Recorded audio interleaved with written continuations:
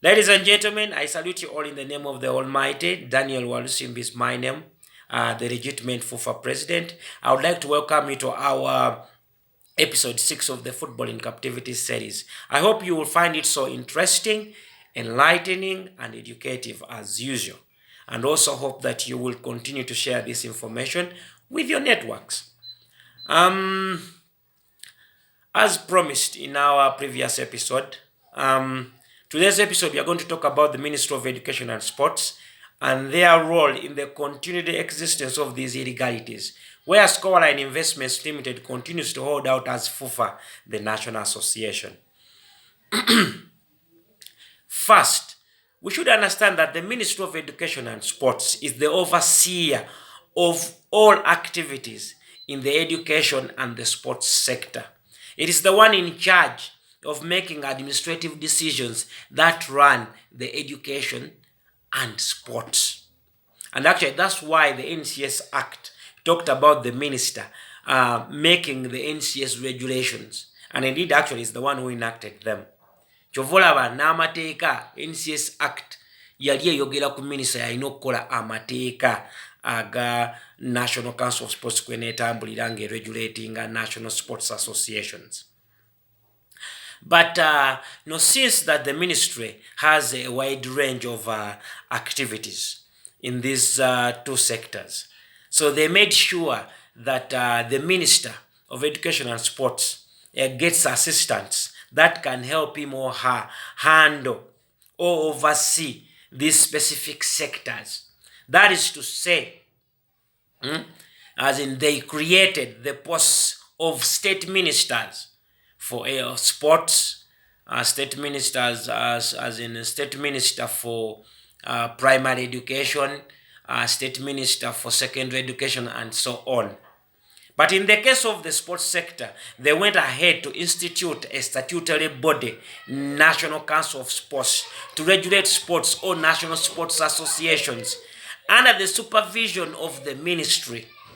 That's why the NCS board is appointed by the State Minister of Sports, meaning NCS reports to the Minister of Education and Sports. And in case there is any incompetence, the NCS, the minister has the powers to dismiss and reappoint a new board. That is the mandate of the minister. So NCS, it is under the ministry. Chenjagala mutegeere nti NCS eri wansi wa Ministry of Education and Sports. Era baatekawo NCS okumakinga sure nti regulating these sports associations under the supervision eya minister or state minister for sports. Era kyovolaba ya appointing chairman oba board yonna ya National Council. Era yalina obuyinza singa alaba waliwo ebitateredde okugigoba n'okutekawo board endala. Era in case an illegality is put to the attention of the minister, as it has been, the Minister of Education and Sports is mandated to make an administrative decision and immediately put a stop to these illegalities in guidance with the law, as it was done in 2005 when the former Honorable Minister, Honorable Nabirembe Mazile, disbanded the Red Dennis Obua's regime for turning a national association into a private company. That is the mandate of the ministry. Era mwenna mujjukira bulungi mu 2005 bagoba the Red Dennis Obua's FUFA for turning FUFA into a private limited company, FUFA Limited. Mwenna mwakiraba era yakikola era n'ebbaluwa zonna eziriwo yali Minister of Education and Sports Honorable Nabirembe Mazile. Kubanga our administrative decisions zirina kukolebwa ye nga minister. So now the question that we ought to ask ourselves is, has the ministry done its statutory duties, or has it done enough to stop these illegalities? You all know that the answer is no. The Ministry of Education and Sports has totally failed to carry out its statutory duties and make that important administrative decision in guidance with the law. to once and for all stop these illegalities for the sustainable development of our football game. Despite being engaged several times about these illegalities, like you have all witnessed, the several crisis meetings between the different stakeholders and the ministry. Mwena mubadde mulaba nga bino happening. Ministry elemeddwa okukola omulimu gwayo to make that statutory administration of protecting Uganda. Era mwena mubadde mulaba zino meeting ezibaddewo minisita yamiitize bano funafuna twogera ekintu kimu kyokka, omupiira guli mu buwambe because of the crisis in the football industry. Baminisita abadde bamiitinga nakati wenjogera mubadde mulaba nti kati club zageze ku meetinga minister. Us ourselves, we have been meeting the minister, but nothing has been done. So the football game, the football industry, the country at large continues to suffer because of the ministry's failure to make a conclusive administrative decision to put a stop to these illegalities and protect the unsuspecting public or Ugandans from further fraud, and also protect the taxpayers' monies that continue to be swindled under the watch of the ministry. It is really sad.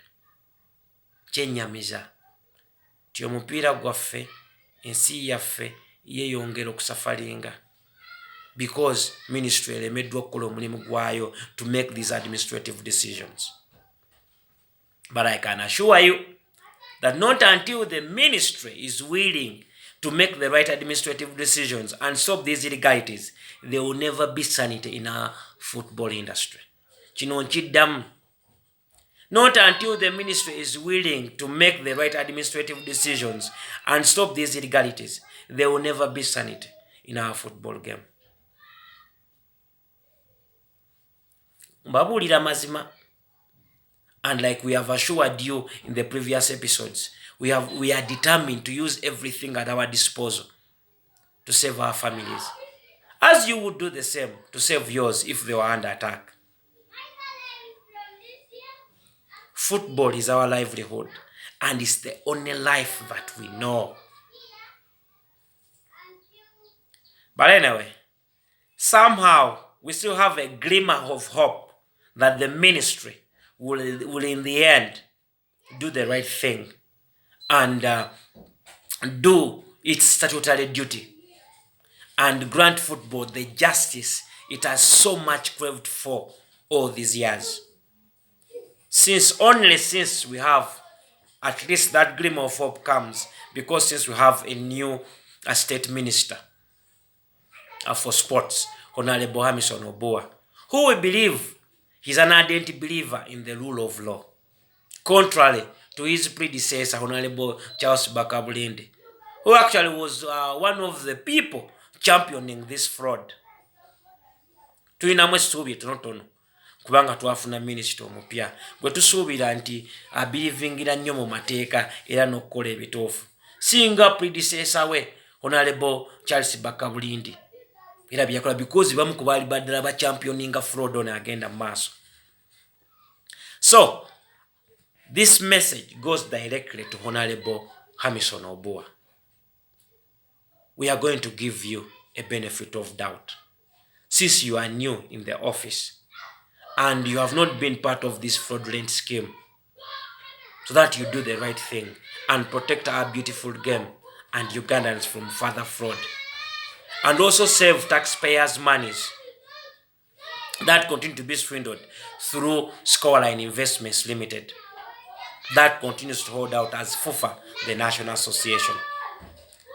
We request you, Honorable, to do the right thing as the law says and protect the future of our game and the future of our and your children or grandchildren to come.